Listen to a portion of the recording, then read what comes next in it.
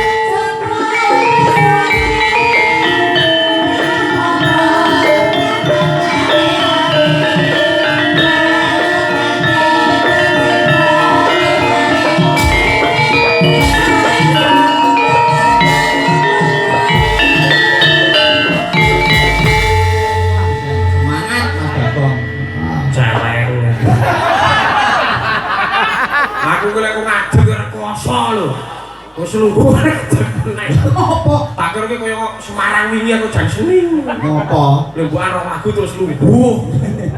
Mas, dawuh. Iki para kadang-kadang seni ya kathah sing rawuh. Nah, awakmu arep ngaturi minggah sapa? Monggo. Nere nek iso munggah kabeh wae. Ya, diaturi minggah, Mas. Anu Pak Hilo, Pak Gondo Suwarno, Mas Jarno tebe-tebe saking Jogja. Nggih. Ngapura tahun ini mayang ning Dawang aku gak iso nenggoni barengan. Ki Aris, Ki Aris ya. Pak Harno, monggo Pak Katulan Monggo. tidak wonten pepanggung. Mas Aris. Sriwijaya MC. Monggo rawuhipun Sriwijaya. Mas Duar bukan Mas. Pulo Arema kula. Pulo Arema Sriwijaya.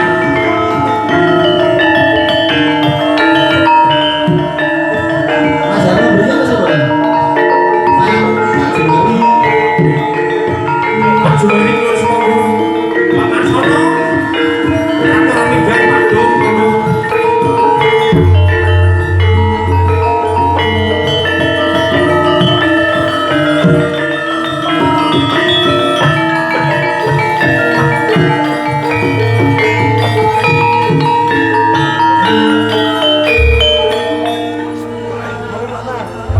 Pak Ju. Pak Hadi Sumarsono kula semoga. Pokok sing rumangsa dalang munggah kabeh. Oh, bar kuwi jagelan. Nggih. Monggo-monggo. Nah, Kong Purba Kong. Nggih. Pripun iki badhe kur Mas Mandiman kok pripun? Ya di Purba. Duwe juru pandu ngopo anggone Mas Bagi kok 45 e apa meh 17-an lho. Ayo menyambut. Sesuk Mas Bagong, Dawuh nggih. niki kanca-kanca seni Latah Semarang aturan minggah. Monggo kula niku lak yojo dhewe. Ndak ono apa, Mas? Lho, Kanca kula niku ra kancane ora ono. mboten enten. Niki Semarang kabeh. Mangke nek kula duwe kelumputan nek iripo. Mboten. Sing royok mboten enten. Justru berarti jenengan iku serawunge jembar ngono lho. Turne aku ya wis kaget lho. Ngopo? Tak kira Jumadi cukur tok. Iki Jumain ora Jumadi. Mosok mbetake Bagong niku sakniki angel banget, Mas. Angel Nggih. wong corekane moto barang iki wis jan petrok. Oh, malah mata-mata ya aku lho jenenge. Iki wis mak teratap lho to. Piye? Mak teratap terus kok dhuwur pedang-pedang kok kaya Jumadi ya. Oh jebul to nang disiarke Pak Galeng lho. Kok mati mobil disiarke jenengan ki. Jenengan ki sensitif karo aku kok. Ora Perkara wulan poso live TikTok iki terus geger ning kon live. Maksudnya Jumadi iki ya kanca seni dagelan ya sok macak Bagong. Ya sok macak Bagong. Wah, kula lah ra ngerti. Wong wis mati. Dalang Pati nyimak dari streaming Mas Hilal. Estro niku wis mati tenan. Ya wis mati. Lho. Kosok maneh manunggal teng kula. Ora karasi. Oh kaya wong Hindu. Pripun iki kersane pripun? Yo niki badhe paring dawuh menapa? Belum. Anu Mas Bagi kan. Oh, larang ngaten. Iki derek manganyi Bagio. Ingkang nembe Bati yo. Derek mangke sedaya langsung pandonga ngono ya Mas. Nggih. Langsung pandonga kula dhateng putranipun Mas Bagi asmane sapa Mas? Mas Yoga Raditya. Aja ya. Amin amin amin. Kok diamini? So Mas Hadi sapa? Mas Yoga Raditya. Yoga Raditya. Yoga niku napa? Raditya niku napa? Wah, nek yoga ini nomor iki pengedram ya. Jeporo niki nyimak nggih matur nuwun Pak Irman. Yoga Raditya, anak Suryo. Nggih nderek mangayi bagya dhateng Mas Bagi ingkang sampun ngentas kadiwasan. Nggih nek rabi utawi ngelak ngentas pitulus Entas ya. nek niki ngentas kadiwasan. Nah ingkang putra mugi-mugi ngancik kadiwasanipun saged dados putra ingkang saleh. Amin. Bekti dhateng tiyang sepuh piguna tumrap nusa bangsa lan agamanipun. Ingkang wigatos malih nula dhateng lelampahan ingkang sae-sae mawon gitu. Nggih ampun tiru sing elek-elek. Monggo sing elek-elek niku Manggone ning tengah. Kok elek ning tengah maksudnya pripun Pak? Jenengan iso golek bisa gula iki. nah iki aku wis nganu aku wis langsung pandonga. Lah iya. Ah jenengan sakniki Nah jenengan. sing tengah mau jajah wis. Aku kok penasaran Iki lek jumlahe lak 5. Mas Aris, Mbak Jumari, Kang Marsono, aku, Mas Erno. Nek wong mikul kuwi nek loro mesti tenene loro. Nah, Sing tengah ku berarti siji.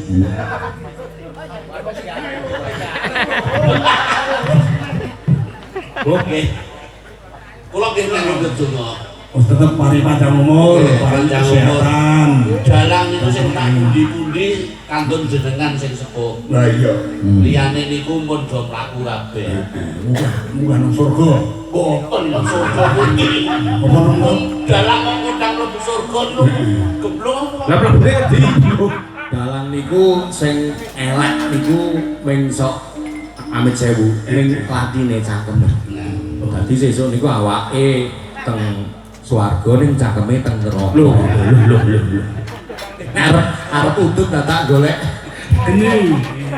Iku nak dalang. Nak dagang kaya Pak Du beda meneh. Beda. Iya. Aku urip kuwi wis seneng kok. Aku mati kuwi ya seneng kok. Lho, kok saged? Lho, ora usah gayuh neraka karo swarga. Neng, Gayuh mati dengan sukses. Lho, mati kok dengan sukses apa ono mati ora sukses? Kabeh mati yo sukses kok. Oh, lah kowe kuwi urung tau tuwa ning sinau ning dalan gedhe. Oh. Jaluk contoh. nek nembok mati saiki urung do ngerti. Wong mati sing digegem, wong mati ki apa? Dadi sing penting kuwi. Sing digegem wong Wong mati. mati ya iki. Terus siji kuwi Ngerti ra Mas, sing digomong mati. mati kuwi terus mlakune nang ndi? Ora lagi sing ojo pinggirke melu omong ora kaya simpengan wae. Ongko giliranku. Bocahane gedemane sing digegem wong mati ki apa? Terus mlakune wong mati ki nang ndi? takonano kuwi dong, Umar Sono kuwi. Ditakon karo sing ngomong. Ayo, Mbah Jumari ngerti lah. Mbak Jumari takoni niku. Dalang tuwa, dalang sepuh. Iki ngerti. Aku jantraning pati. Wong pati wong sing digegem napa? Sing digegem apa? Aku nek wong mati niku Wong pati. Wong pati ya sing digegem ya. Kuwi cateten lho to. Iki bahan lho iki.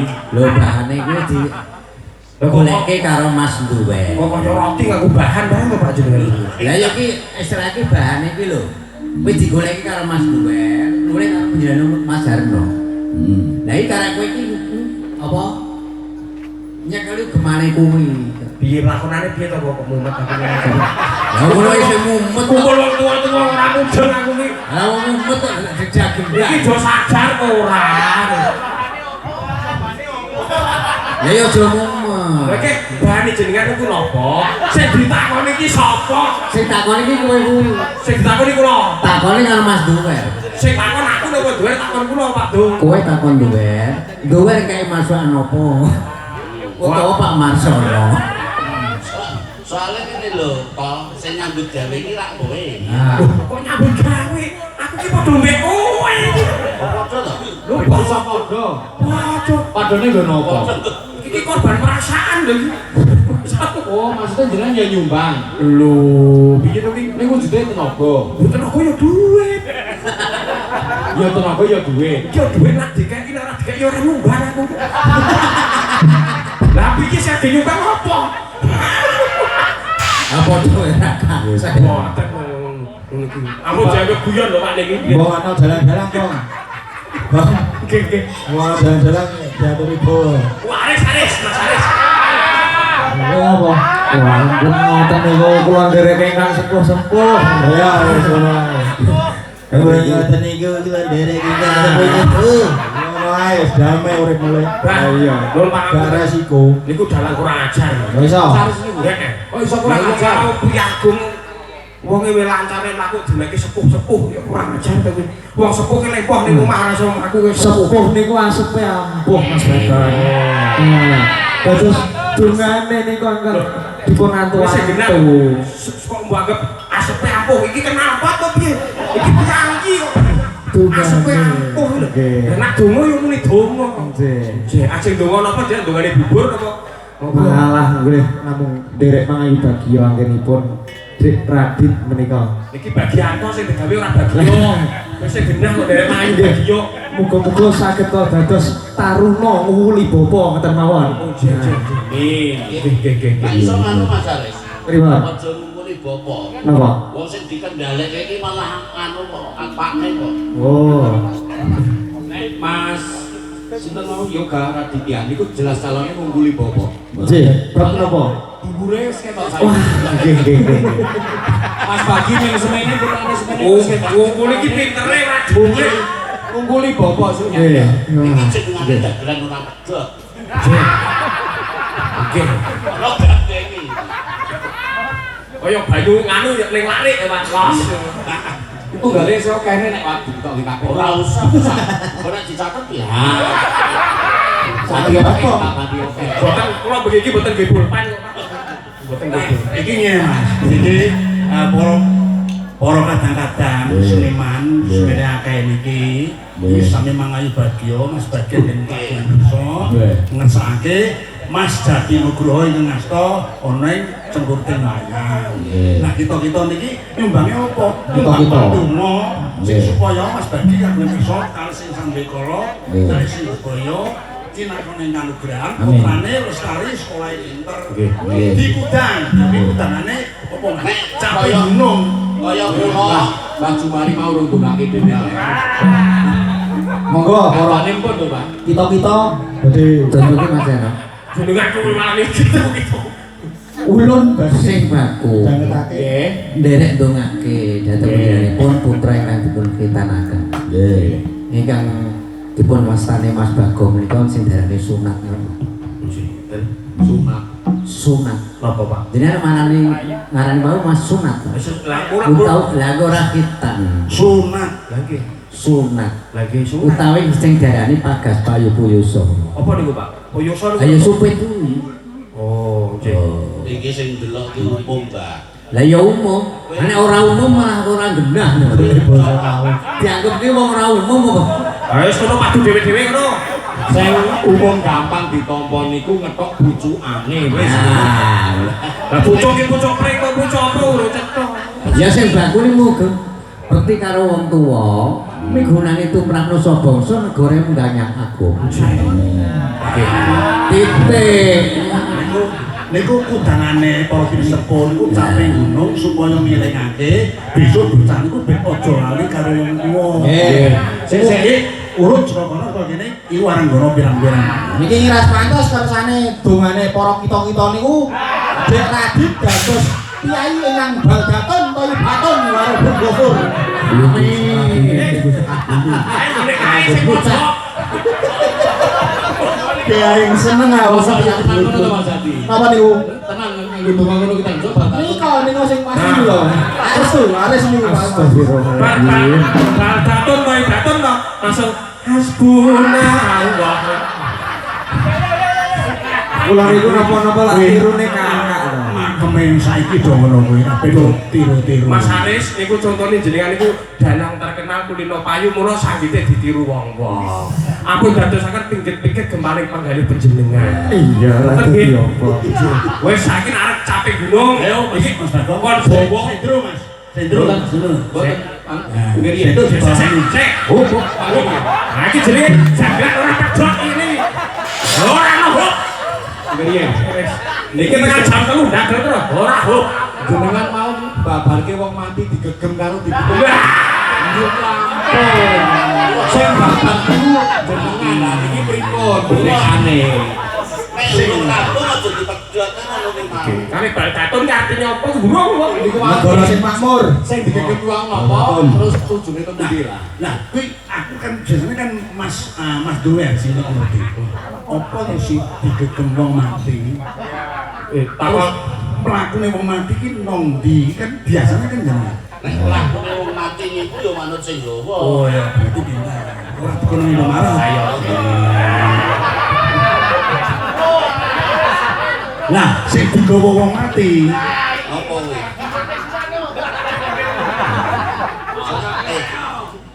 Soale Wong mati mlakune manut sing gawa. Jenengan iki nakoni kula Wong mawon. mati, Sing ditakoni kula mawon. Pak Du wis ora wayah wis perpet-perpet. Nah, apa, Bang? Iki aja mbok takoni masalah mati, wong iki ora tau mati kok. Bang, ning lek duwer iki nyekseni pake jamane ngrintis ngedeke sinden apa kan Mas? iya, Ning ndi kae? nggone pertama kali ning nggone Pabilan ngono. Tahun Nek ora keliru 91 nek ora 92. oh. Ngedeke Sinden apa karo sidene lek kok pengawak. dideke iki? Sidene lek kok yo dideke. Iya, salah satu saksi hidup. Ya. Jadi modernisasi Ora. pementasannya ora. Sing digegem wong mati ngono. Wah, iya, aja mati pedhot. Aja kacau. Sing digegem apa, Mas? Sing digegem wong mati iki amung amal jariah. Perbuatan sing apik, dongane anak soleh lan amal jariah kuwi lho. Amal jariah piye wong sing digaglak dhewe ra ono kok amal jariah. Sing digegem wong mati niku Pak Du. Oh, kuwi to. Jenengan nek ora percaya mati yo. Lho, Aku percaya kok. percaya yo berarti aja mati sih. Lho, ora nek andi sik monggo. Mboten. Oh, ya. Supaya baldatun malah Pak Marsono jawaban kula laris napa mboten? Bener, bener. Bener kuwi. Lho, bener. Nek ana sing digegem wong mati kuwi ya, digegem wong mati ki kuwi lalur, lemut, lan liyane iki digegem wong ini mesti mati. Oh, sing digegem. Oh iya, maksudnya sing digegem wong mati. Mak, maksudku ki ngono. Nah, iki ayo to, ayo. Wis Haris, gawe yo. Kuwi gawe yo. den iki. Ora ngomong. Nah, aku takon sak iki. Ana lho sing digegem iki malah urip ana. Napa niku, Pak? Apa niku? Takon karo iki sing widodari iki. Oh, ngoten. Digegem urip. Oh, sing digegem malah urip. Urip. Mbak Tika sing digegem urip napa, Mbak?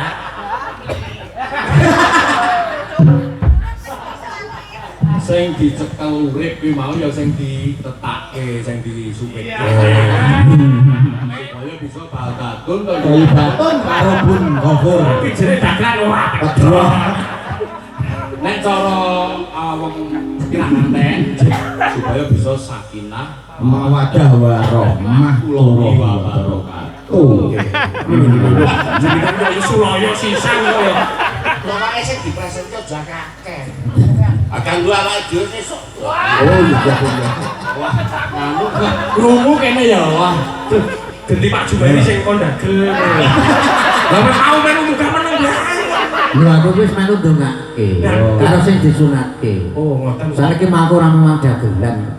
Oh, ngoten. Dagelan karo dalan beda. Nah, rono iku. Bedane nopo? Bedane nek dagelan iki utawa pelawak, kuwi paling ubane nek dalan iki sejatine amit sewu. Dalan iki darane ngudal-ngudal ngudal pitutur, luhur. Mulane ditadarani Mas Bagong. Jare wayang iki to, dalan siji tuntunan. Nggih. Kaping pindho Tontonan. tatanan. Oke. kaping 3 tontonan, kaping 4 sing diarani tantangan. Nomor 5 naik haji mesti iki. Burung. Tak kira sahabat. Iya. Lho ngono. Dadi ono wardine ono maksude. Sing nomor 5 napa, Pak? Aku ora nggowo nomor 5. Ora tak gowo sing nomor 5. Oh, nomor 5 betul digowo. Cukup nggowo nomor 4. Oh, makanya. Cek. Saya nggih. Ye. Kumpulan. Siji tuntunan. Piwulan. Ya iki malah berpayu malam iku malah pintar Pak Ju. Ono. Saiki Mas Herno wis iso nerjemahke kok. Nggih. Wah, dalang niku beda nek nggen kula niku dalang mati iki ra dipendem. Lho, ora. Piye menang jenengan niku? Dalang niku mati ora dipendem nggen kula. Lah mriki beda mbok pilih. Mati yo dipendem to. Matine kadal karo walang iki. Wis gondong to. Oh, jalan iki. Roder. Toro gunung kidul mati goreng. Iki berarti ngajal iki. Ya ora iso kok iki jalan kadang-kadang. Bang, harus takone lho, siap-siap bahan ke lho. Sik, Pak Ju murung rampung. Ya. Dalang karo dagelan beda nak dalangku nak dagelan apa? Oh iya ora mudeng sing dadi dagelan ki sampean kok. Lho lah sing gelar kan jenengan. Lah yo ki Nek dagelan ora nek padha. dagelan iki pinol paling panghibur. Nggih. Panglipur warga. Ngono nek dadi dalan dadi dagelan wis sing ati-ati. Ning dagel. Dagelan iku saka tembung dagelan. Da apa? Da menika dadi. Lan. Gel sik kok. To. Da. Bawane arep nganu umi sesak napas. Napas susu. Da iki dadi. Gel. Gelem. Lan kuwi lan ora bayaran. Dadi gelem lan ora bayaran. Kuwi dagelan. Aku malah gitu lek jati jan persis Pak Dewi. Lah anake kok jenengan iki Lek di lompat-lompat lu dagelan ta iso struk tenan takokno duit.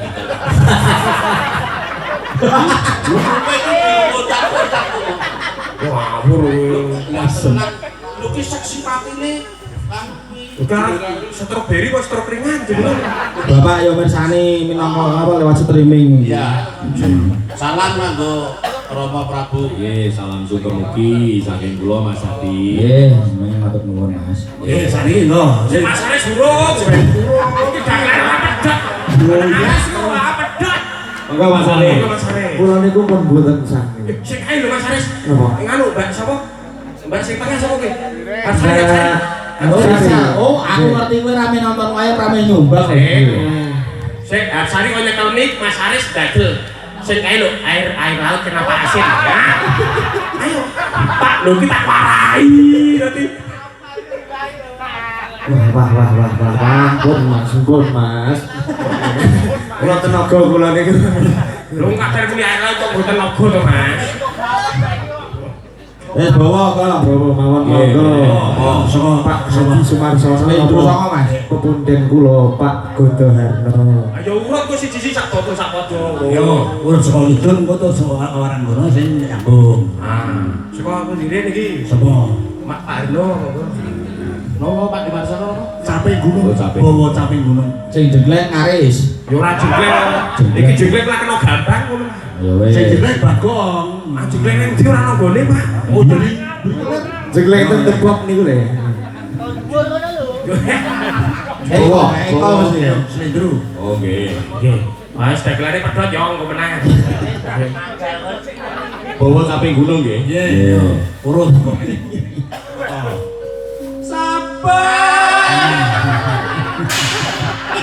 Jenengan gedhe iki kok sangu gendhen dhewe. Kendeen.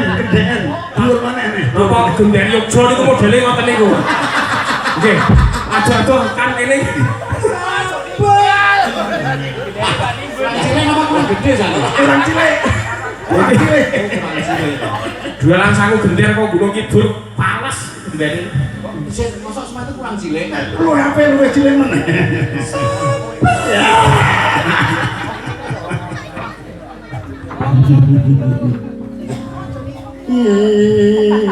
Ngomong. Nggih. Nang iya.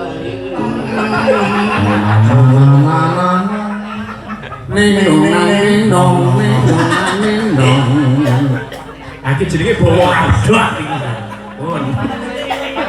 Saben bengi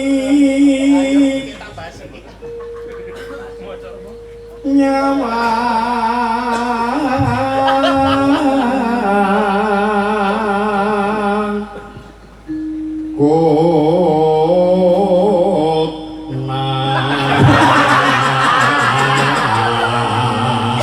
Maksud arep digok.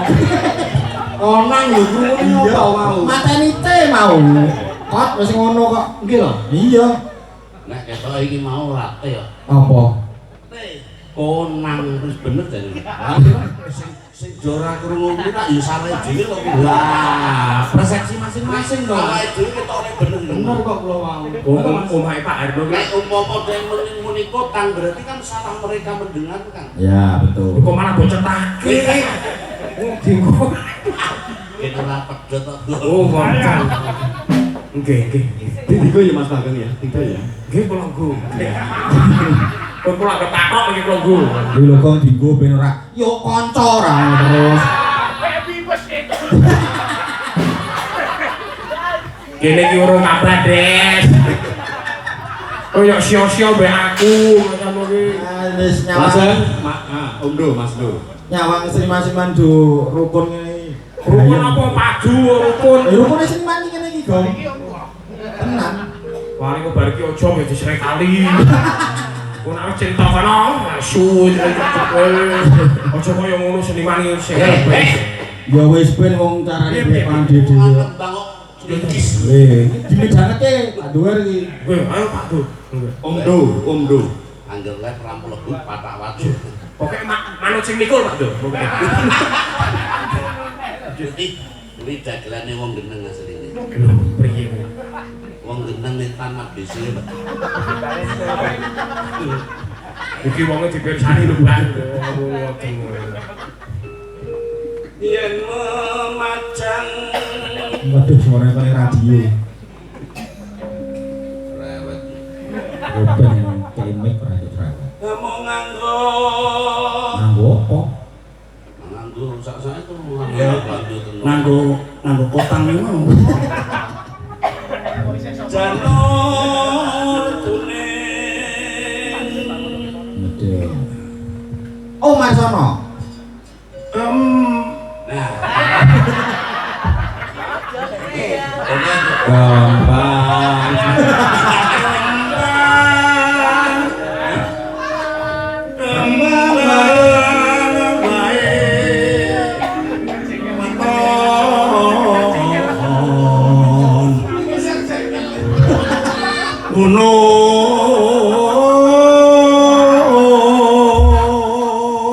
dangdutang bebas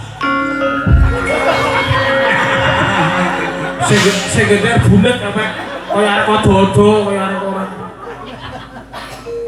monggo Pak Jumari Jumari jantai kula.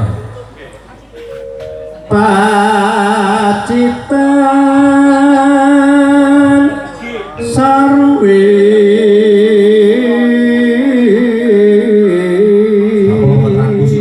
Iki ketoke geder katakan.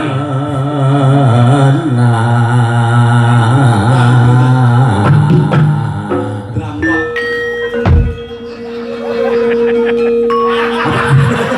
Iki bener uri. Sing gede berakhir. Hah? Boten kleru Pak. Pun Apa? Larasane kurang. Halo. Larasane kurang apa piye? Nggih niku laras bengkle ngoten niku. Ya ora apa-apa. Nah ini yang ditunggu-tunggu. Jatah sapa Mas Haris to? Mas Haris. Ah Mas Haris monggo. Pacitan. Wah, kula niku jane jiwa kula niku jiwa dangdut kok legowo niku lho. Oh ya, bar iki kan ya, Dut. Wes terlena ya, terlena. Balik Mas Darno.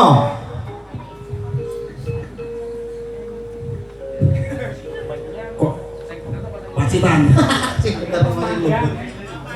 Jiwa dangdut harus. yen memacang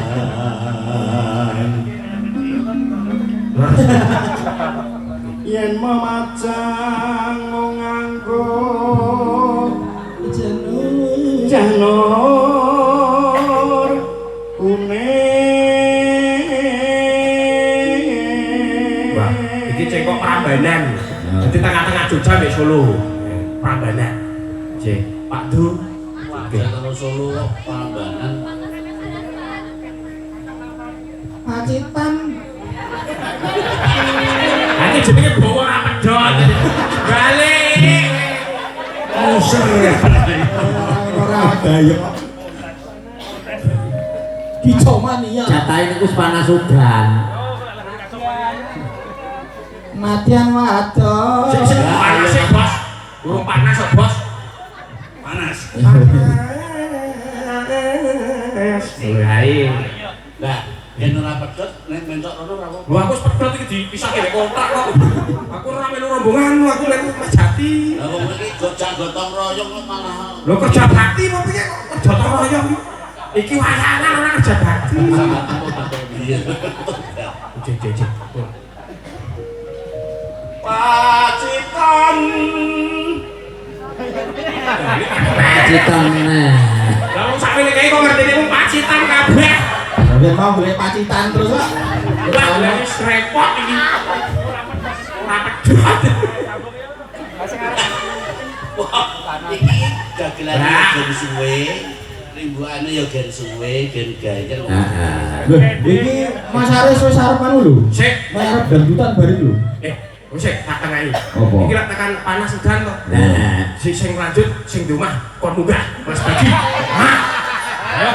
Ora gelem munggah pokoke bar wayange pedhot. Monggo Mas Bagi. Ya ayo. Pokoke bagian panas udan Mas Bagi kan munggah. Monggo Mas Bagi. Rame sisan ya.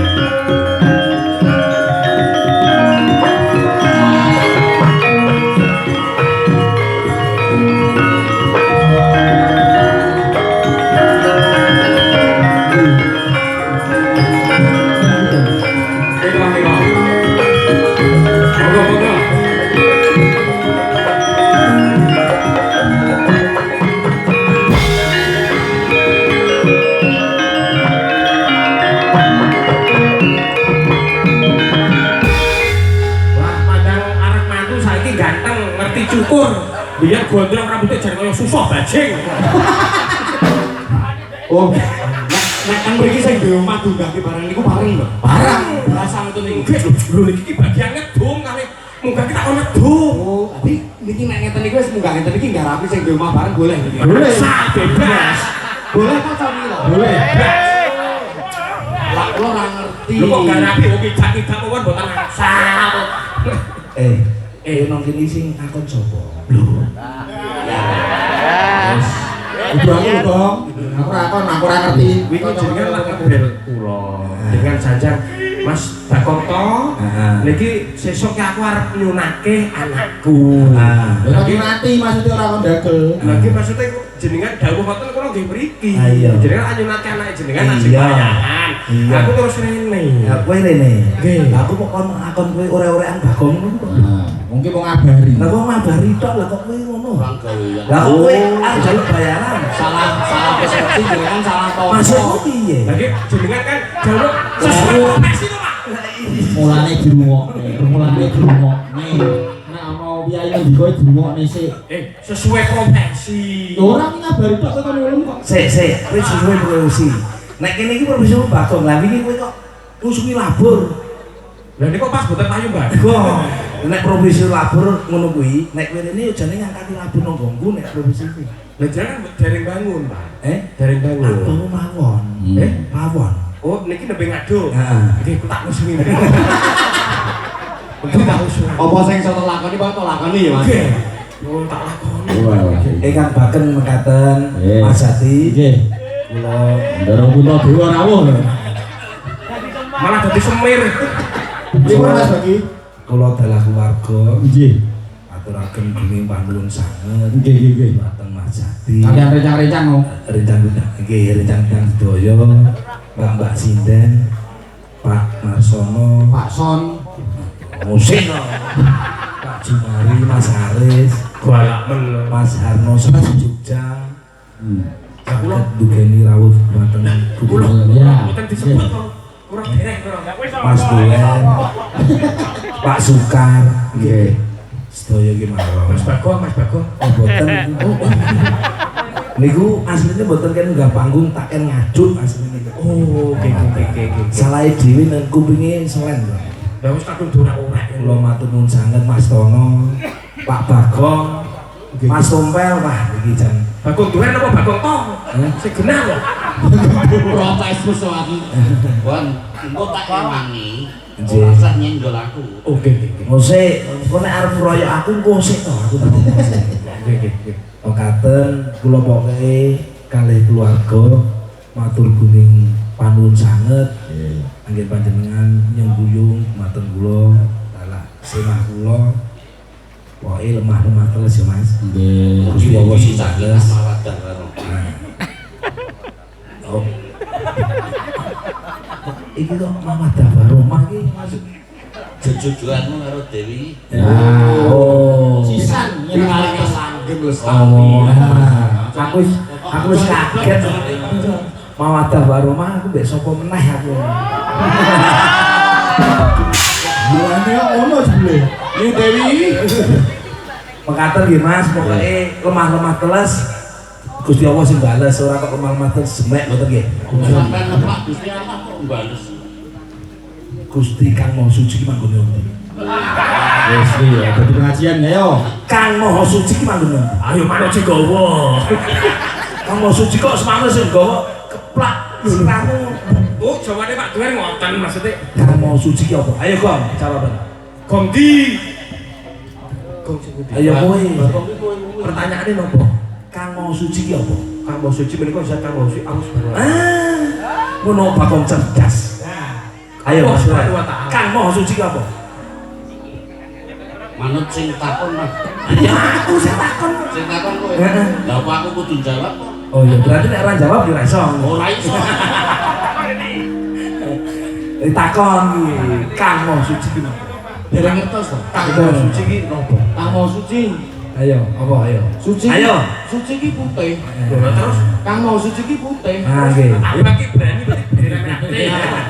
berarti warna putih suci Oh, suci ki putih. berarti cat putih kayak suci ki mau suci Mas ya Nggih. Ah. nah bener kok Kang Maha Suci ra ngerti doang iki. Ora ngerti lah. Wong sebenarnya ra ngerti kabeh, padahal ngerti. Wonten. Oh, nek ra ngerti ya sesuk tak potong. Aja takon dalang iku ora ngerti nang. apa nganggo potongan bareng Mas Jati Lah kira kan nek Lho, wis rebukan dadi kok Mas. Iku ora ngerti kok mbok takoni. Omahe dhewe wis lari kok. Kang Maha Suci ra ngerti yakin? Mboten Pak Pau Mas. lho. Oh, kasih kulono jenengan Pak bawa warna putih Kang Maha Suci. Roti Maha sing suci ki putih ora? Kowe mohon. wong arep muter ngono jebule. Telek. Oh iya. Aku Nah, tak Bang, masuk. Mas Bagi didhawuhi Panayudan kok, Bang. Sik aku tak takon sik dulu. Urung balik dagelan iki kudu balik. Iya. Ora pedhot. Ora pedhot. Jenjen. Kulo tak takon kali Jeh. jenjen. Nah, setunggaling ayat Al-Qur'an Jeh. Aduh, Islam iki. Kul huwallahu ahad. Nggih. Kulo tak takon perangane ngarep kulhu niku manggonipun wonten pundi? Kulhu teng ati. Oh, salah jenengan. Apa kowe tak weruh atimu kok iso kulhu ning jero ati? Tak ronsen Mas. Apa no anu kulhune? Ayo. Aduh. Teng pundi Pak Mas? Nggih. Oh, boleh sawah. Oh, yo boten kaduan. Omong kupak lemah. Kupak kampung. Teng pundi Mas Bagong? Kulhu niku manggone teng warung. Ah. Kulhu Kulhu warung. Sikul kali tahu.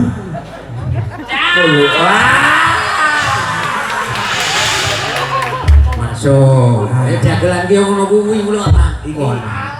Iki sing di rumah nek nganti kalah karo dagelan aku mesti bayar besok ya. Boten.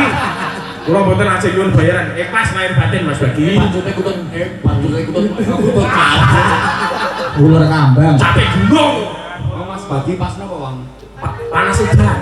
ken panas sudah Mas jenengan Pas panas udan mriki eyem terus Mas iki. Ya. iya niku nek sing panas kok pikirane kok Mas sesuk piye ngono ning digongake wong akeh sesuk jenengan utan tadi lah muga-muga bal jatuh to ibadah Baru niki dugi niku lho to Pak. Nggih. Ya urutnya jane nggih Pak Ju to. wis Pak kok Jumpo kok. Nah, Mas Aris. Mas Aris ajeng terlena makanya nyanyi dangdut. Pun. Wah kandhane nek kula iki bawa jan ora bejaji kok Mas. Lho sing digoleki sing ora bejaji niki. jenengan ngelek-eleki aben kula wakili Mas Haris mawon. Oh, ngoten. Nggih. Lho, Mas, jenengan nggih. Setelah niki Mas Aris pun diparingi dawuh kali sing kagungan. Nek monggo dipun lampahi kali Sukorman niku kali. Kowe Mas Haris nggih pengalaman. Sesuk nak ana undangan ngene iki aja makan bengi. Makan awan nak campur santri dadi ora kon bawa. Nah, nggih ya, Mas. Ngerti jiwa kula jiwa dangdut kok Jawa. Jangan kumpul gapai Mas celanakan bae. Panas udan.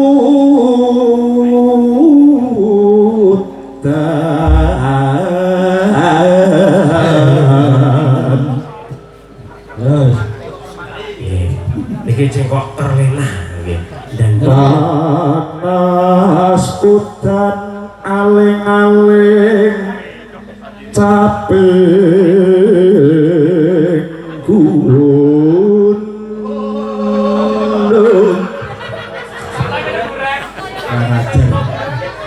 Kelak-kelak Mas Jati nggih ngeten niki. apik. Siji tali niki sing ngajari teng Bandungan nggih Mas Jati niku. Iki Nggih. Nek cengkok ngeten niku awis-awis lho Mas. Niku semenawi kula betul nyusul bidang kula. Ojo sini. Niku Kok mbok gawa ning Yogya, wong cengkok iki malah cengkok sing kudune mau ora disetriping kok. niki ngendikanipun Mas Jati niku cengkok pring surat nggih Mas Jati. aja sia-sia jenengan iki kok ya. Iku dadi anu pengalaman cara sakniki cengkok anu, cengkok gaya vibrator. Iku lho. Vibrator sing entek batune dadi mandek gek polu. Tapi nang ngertos ki mawon. Monggo Mas Haris. Ora sangat sih, Mas. Wah, aku yo keliru terus. Lah niku cek. Madian Ora tak gulu. waton sarwi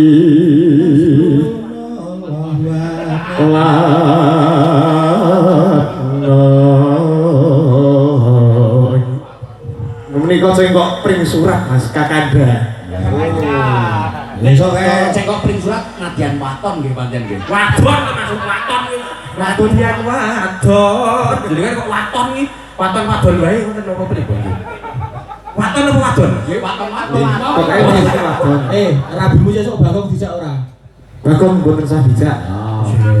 Nggih. Soale pun enten Bagong wayang kulit. Oh, sih. Yo memang wayang kulit iki malah luwih murah. Tuku sepisan dienggo selawase. Betul.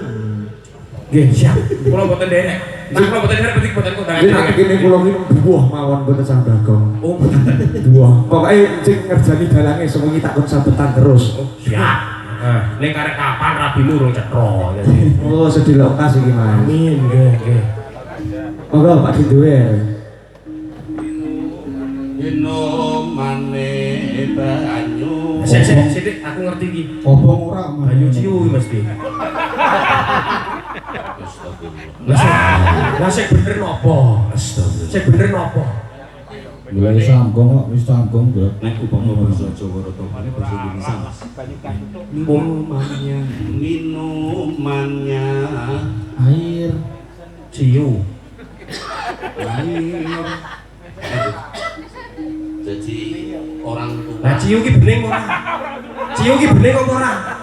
Apa aku salah? Sing kok ombe iki kok butek. Kae. Apa?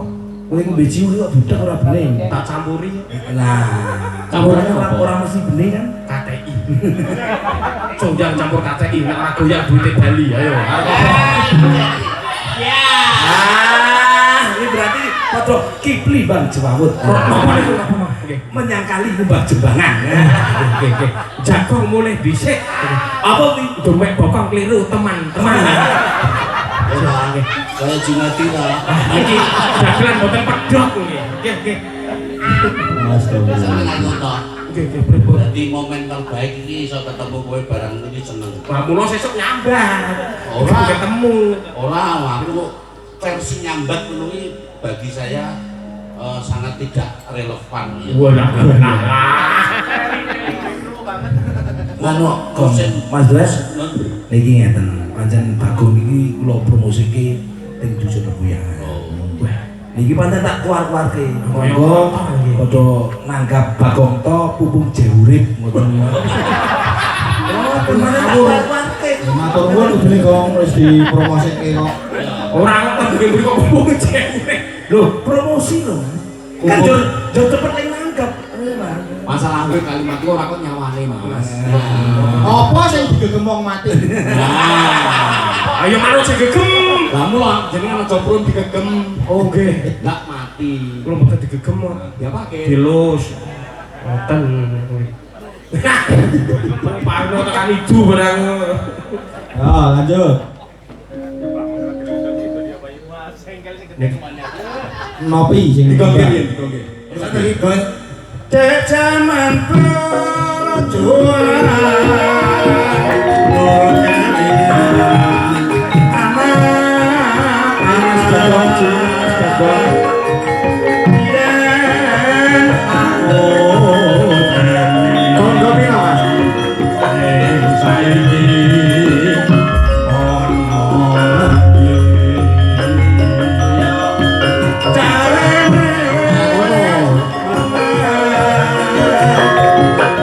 Oh